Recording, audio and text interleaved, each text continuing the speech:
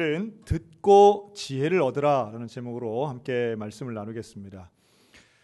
더운 여름날 되면 이 무서운 영화가 흥행하곤 합니다. 그래서 지금이 이제 코로나19 때문에 극장들 운영이 상당히 어렵다 그러죠.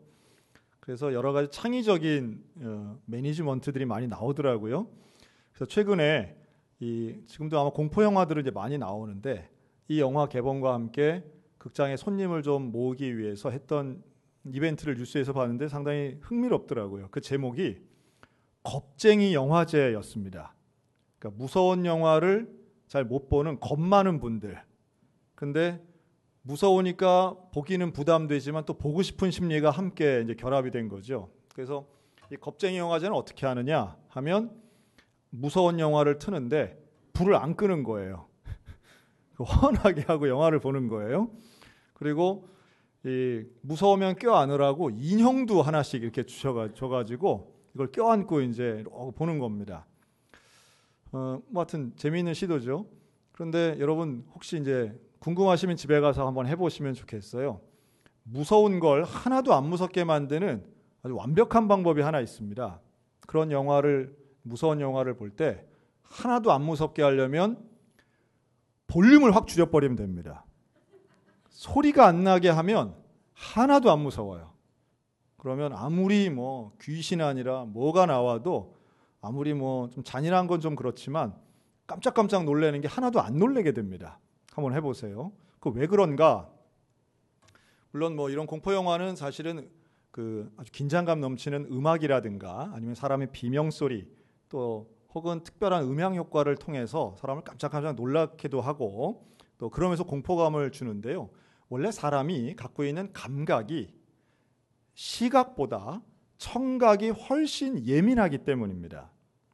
최근 뇌과학자가 쓴 글을 보니까 그러더라고요. 사람이 시각을 가지고 눈을 가지고 볼 때에 1분 동안 변화를 감지하는 게 15번에서 한 25번 그 사이라고 그래요. 그래서 청각은 1분 동안 200번 넘는 변화도 감지해낸다는 거예요. 그래서 시각과 청각의 차이가 있는데요. 먼저 시각은 우리 스스로 통제가 가능합니다. 눈 감으면 안 보이잖아요. 그런데 청각은 이게 통제가 잘 안 돼요. 아무리 막아도 뭐가 잘 들려요. 하나도 안 들리게는 못하는 거예요. 그리고 또 시각은 우리가 지금 보는 데만 알 수 있죠. 뒤에선 뭐가 있는지 잘 몰라요. 그러나 청각은 방향과 상관없이 우리가 알게 됩니다. 그래서 위험한 상황이 오면 사실은 청각에 의지해서 위험을 감지하는 경우가 훨씬 더 많은 거죠.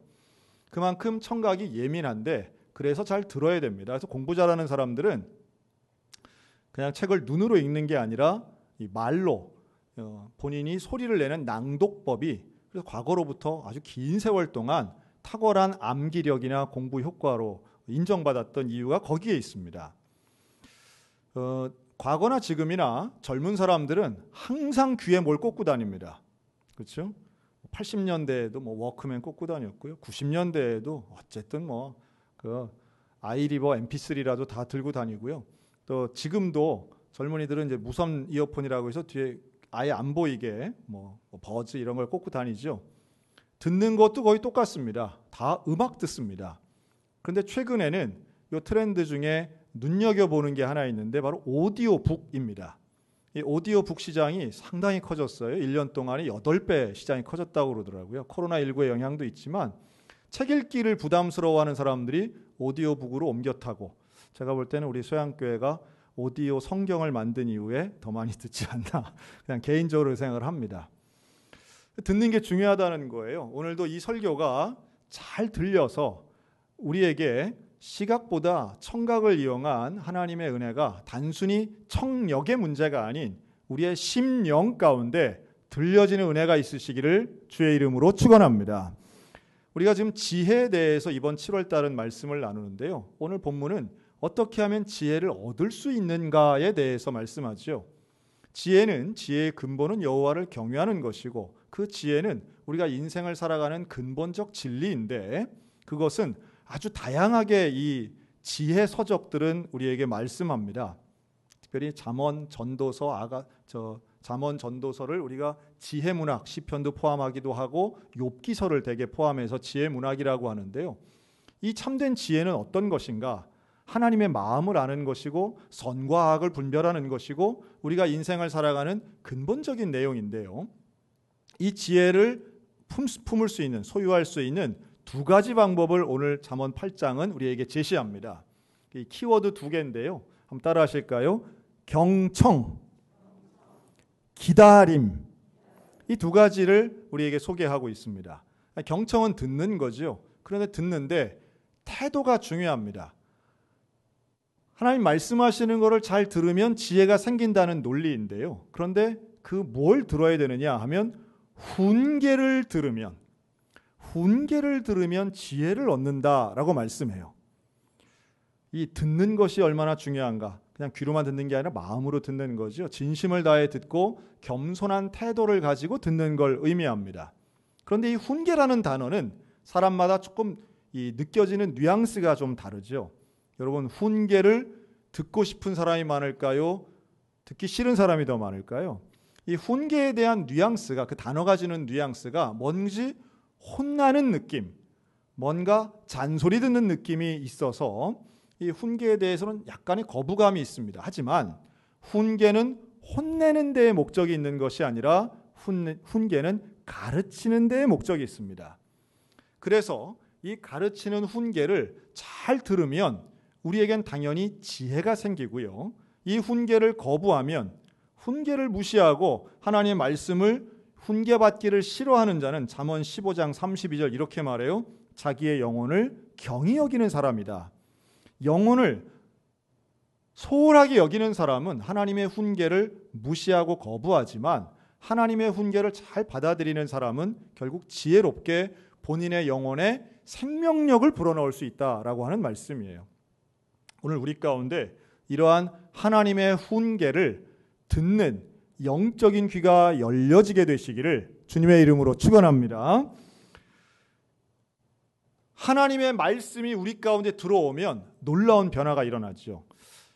이 부모의 훈계 중에 사람이 하는 훈계는 사실 한계가 있어요. 그래서 이 부모의 훈계를 듣다가 혹은 선생님의 훈계를 듣다가 이 마음이 왜 어렵냐, 불편해지는 순간이 오기 때문입니다. 반항심도 생기고 반대하는 마음도 생기는 거죠.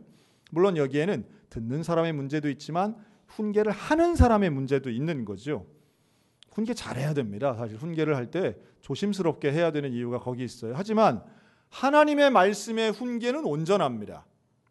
그래서 히브리서 4장 12절에 하나님의 말씀은 살아있고 활력이 있고 좌우에 날선 어떤 검보다도 예리하여 혼과 영과 관절과 골수를 찔러 쪼개기까지 하고 마음과 생각과 뜻을 판단하신다라고 말씀해요.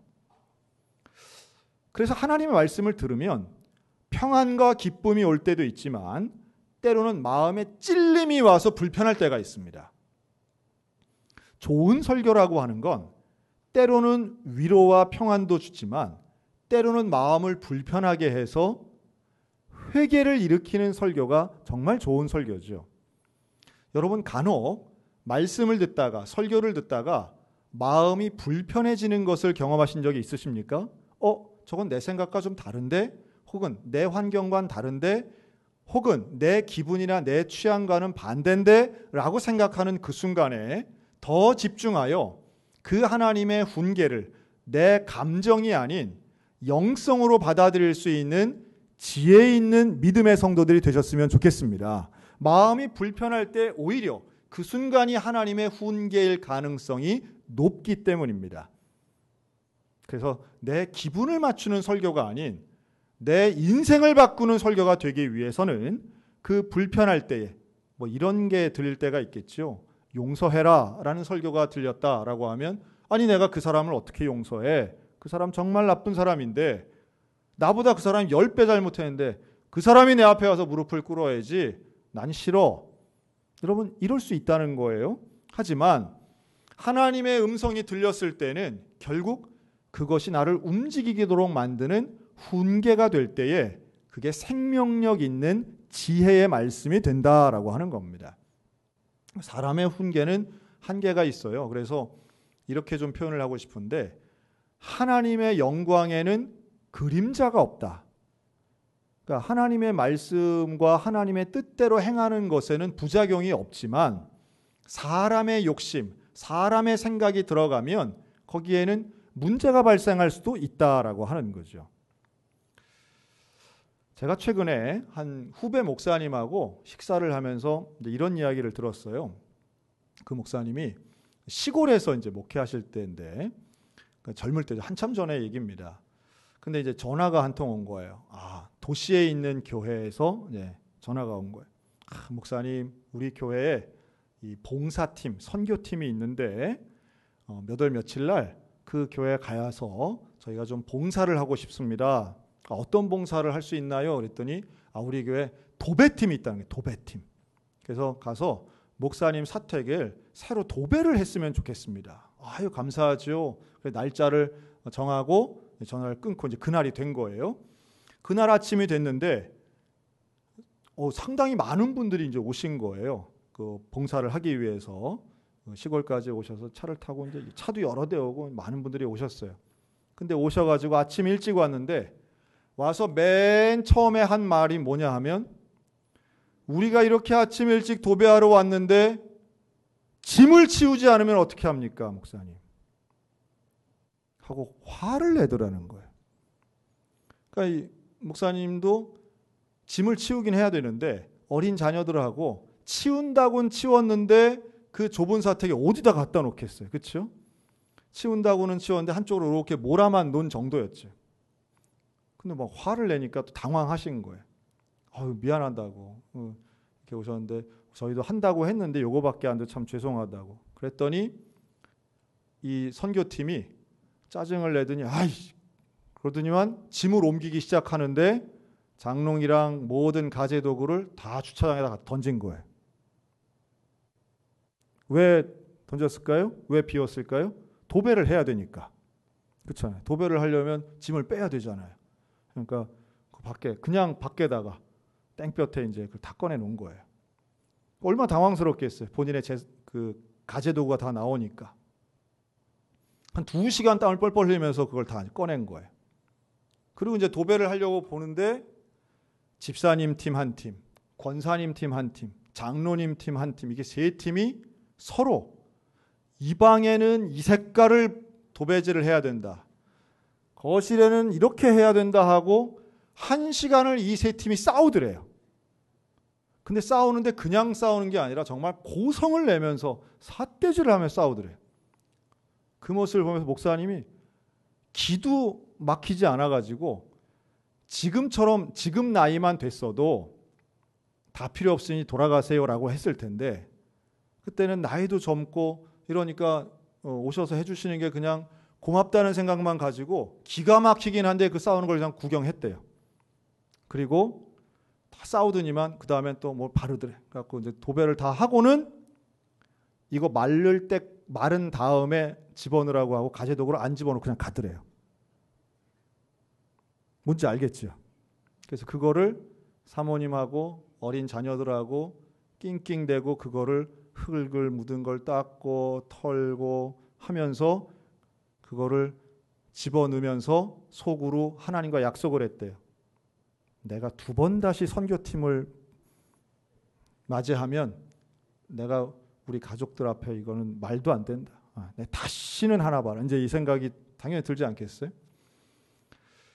분명히 좋은 의도로 했어요. 봉사도 섬김도, 그리고 그 팀은 분명히 교회에 돌아가서, 그 도시의 교회는 돌아가서 이런 귀한 일 했다고 사진 다 찍고 갔으니까 이렇게 큰일 했다고 보고하고 교인들은 은혜 가운데 받아들였을 거라고 예측해 봅니다. 그러나 실제로 그 목사님 내에게는 자고 일어나면 벽을 볼 때마다 분노와 짜증이 올라와가지고 그 벽지를 볼 때마다 그랬다는 거예요. 얼마나 아이러니한 이야기예요. 여러분, 섬김과 봉사, 선교 다 중요하지만 사실은 이때에 왜 지혜가 필요한가라고 하면 주는 사람과 받는 사람의 위치에 따라서 얼마든지 해석이 다르고 받아들여지는 게 다르다는 거예요. 참된 지혜는 오히려 줄 때 더 조심하고 배려가 있어야 된다는 건 너무도 당연한 이야기입니다. 하나님의 지혜가 우리에게 필요한 순간이 여기에 있어요. 하나님의 음성을 듣는 경청의 태도와 또 두 번째는 기다림인데, 그 기다림은 결국 문 곁에서, 대문 앞에서, 문설주 곁에서 기다린다는 건 순종하는 태도라고 하는 거예요. 우리가 하나님의 백성으로서 지혜롭게 살 때는 하나님의 뜻을 이 땅 가운데 이루는데, 그것이 일방적이거나 폭력적인 게 아닌 마치 십자가 도상에서의 그 예수님처럼 섬김과 헌신이 전제돼야 된다라고 하는 겁니다. 이런 일들은 참 비일비재한 것 같아요. 강단에서도 마찬가지입니다. 90년대 중반 후반을 지나면서 한국 교회에 아주 휩쓸던 단어가 하나 있습니다. 그게 바로 비전이라는 단어예요. 아주 이 비전이라는 단어는 마치 성경에 있는 단어처럼 그렇게 많이 쓰여졌습니다. 그리고 교육을 위해서 건물을 세우면 그 건물이 단연 1등은 비전센터, 이렇게 많이 지었어요. 이름을 붙였어요. 제가 청소년 설교를 참 많이 하던 2000년대 초반에는 그냥 당연히 청소년들이 모이면 비전 캠프, 당연히 청소년들에게 설교할 때는 항상 비전을 품어라, 이것이 그냥 의례, 성경 본문과 상관없이 늘 하던 테마였습니다. 물론 비전을 품는 게 나쁜 거 아니죠. 그리고 그것 자체가 의미하는 바가 무엇인지는 우리가 알고 있습니다. 그런데 중요한 건 그 단어를 받아들이는 청소년들이에요. 이 단어를 들을 때 청소년들에게 생기는 반응이 제가 볼 때 긍정적인 거 말고 부정적인 건 두 가지가 있었더라는 거예요. 첫째는 오해예요. 오해. 비전에 대한 오해. 이 비전이 내게 있어서 어떻게 이루어지는가 보면 되게 직업을 가지고 이해를 하더라는 거예요. 그래서 그 직업은 사람들로부터 존경받고 또 경제적으로도 안정성 있고 교회의 자랑이 되는 그런 전문적인 어떤 직업, 그게 비전이다, 이런 오해를 갖는 청소년들이 이제 많았던 거죠. 그 장래의 희망 정도로 생각한 거예요. 근데 두 번째가 더 중요한데요, 혼란스러움입니다. 즉 강단에서는 비전을 가져라 라고 하는데 회중석에서는 그 누구도 비전을 받지 못하는 거예요. 비전이 없는 거예요. 뭔지 모르겠는 거예요. 누군가는 오해를 해서라도 제 꿈은 이겁니다, 제 비전은 이겁니다, 뭐 예를 들면 제 비전은 정치인입니다, 제 비전은 뭐 의료인입니다, 뭐 이렇게 막 척척 얘기하는 아이들도 소수지만 있었지만 대개는 그냥 꾹 다물고 참고 기다리다가 찬양할 때 펄쩍펄쩍 뛰면서 신나게 땀 흘리고 이제 가는 이런 수련회가 참 많았다는 거죠. 제가 왜 그랬을까? 저도 비전에 대한 설교를 참 많이 했는데 제가 스스로를 2010년 어간에 깊이 고민을 한 적이 있습니다. 왜냐하면 저에게는 비전에 대한 확신이 있었거든요. 근데 왜 그랬을까 생각해 보니 저 개인은 바로 그 시절, 중학교 시절에 확실한 미래에 대한 결단이 있었던 거예요. 제 15살 때는 인생에 대한 전체 계획이 확실히 있었어요. 그러다 보니 나는 목사가 돼야 되겠고, 나는 교회 복음을 전파해야 되겠고, 나는 교회 일을 하고 하나님 일을 하는데 일생을 바친다. 이게 15살 때 확실하니까 남들도 그게 되는 줄 알았어요. 이런 거를 요즘 용어로 하면 꼰대리즘이라고 부릅니다. 내가 됐는데 너는 왜 안 돼? 이런 거죠. 나는 그랬으니 너도 그래야지. 중학교 때가 얼마나 중요한데 중학교 때는 인생의 목표가 정해질 수 있어. 아니, 비전을 품어라 라고 할 땐 정해져야 돼 라고 하는 이런 강요 아닌 아주 폭언같이 들리는 설교도 했었음을 고백하는 거예요. 그러니까 그랬던 저의 모습을 발견하니까 참 부끄럽더라고요. 그리고 시간이 좀 흘러서 저는 그래서 그날 이후로 한 2009년, 10년 이때 이후로는요, 저는 비전이라는 단어를 잘 안 씁니다. 잘 안 쓰게 되더라고요. 얼마나 많은 사람들이 사실은 꿈을 강요하고 그 꿈을 이루는 노력을 강요하는 시대에 우리가 살아가지 않습니까? 사실은 자, 한 2주 전에 능력주의에 대해서 한번 설교한 적이 있는데요. 최근에 젊은이들이 능력이란 뭐냐라고 할 때 능력은 재능 곱하기 능력 더하기 집안의 경제력 곱하기 사는 거주 지역의 제곱이래요. 그리고 거기다가 더하기 우운의 3제곱 뭐 이 정도 계산 공식이 나오더라고요. 참 희한하대요. 그러니까 저는 사람들이 많은 부분에 대해서 실망하기도 하고 비판하기도 하고 스스로 무너지기도 하지만 하나님의 참된 지혜는 무엇인가? 여러분, 지혜는 남들을 이기는 능력이 아니라 하나님이 나를 사랑하시고 나와 함께 하신다라고 하는 그 하나님의 마음을 얻는 거예요.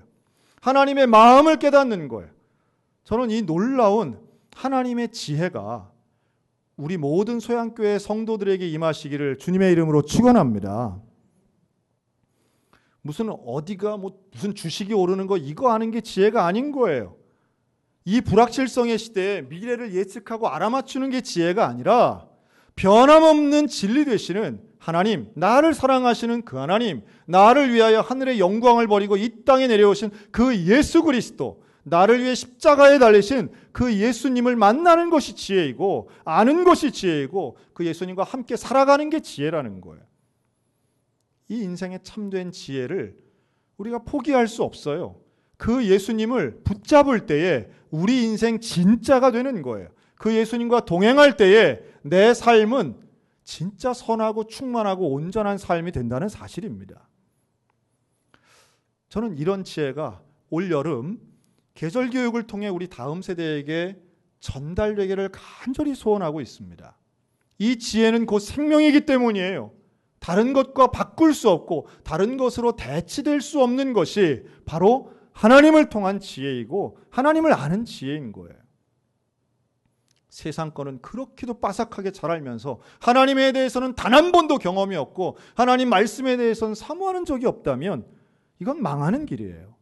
하지만 하나님을 사모하고 그 사모하는 마음을 가지고 경청하고 그 하나님을 기다리는 그 순종의 태도를 가지고 날마다 겸손하게 있다면 아무리 높은 자리에 가도 온전하게 삶을 살 수 있고 겸손하게 나눌 수 있고 베풀면서도 그늘지지 않고 나누면서도 상대방의 자존심을 건드리는 잘못을 저지르지 않을 수 있다고 저는 믿습니다.